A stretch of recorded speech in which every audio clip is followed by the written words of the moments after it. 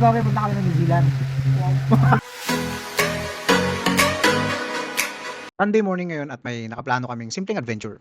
Hindi man totoong New Zealand ang pupuntahan namin, okay lang. Dahil may lookalike New Zealand naman na pasok sa budget. Kaya maaga pa lang, ay bala na ako sa pagluluto ng mga babaunin namin. Para pagdating doon, breakfast na agad. Nang matapos ko nga ang paghahanda ng pagkain, dumiretso na kami para sunduin yung isa naming tropa. Siya lang naman kasi ang willing sumama sa trip ko ngayon. Hindi namin si Coffee, punta kami ng New Zealand.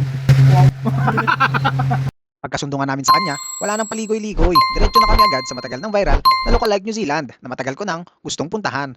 So let's go! Yung ginagawa Boy, na si Berto no? Saan? Berto natin, ano? O ano? Mga kasi yan. Kaputi pre! Person ba yan? Oo, si Berson yan. Berson yan. Oo. Tindigan pa lang.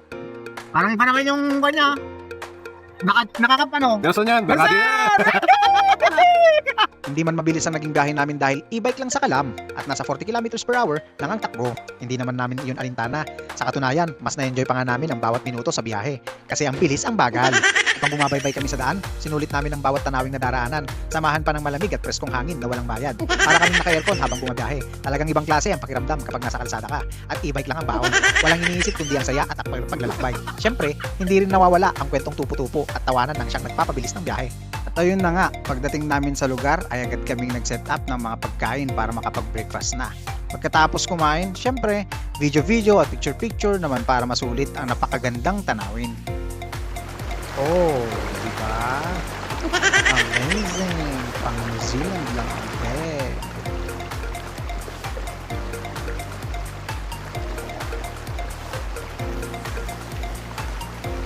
Habang humihigop nga ng mainit na kape at ninanamnam ang mala New Zealand na view, pakiramdam ko ay sulit na sulit ang maagang paggising at mahabang biyahe.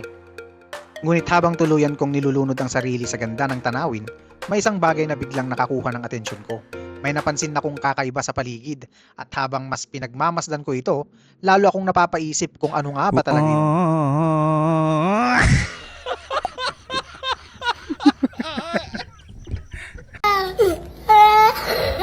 Thank you for watching!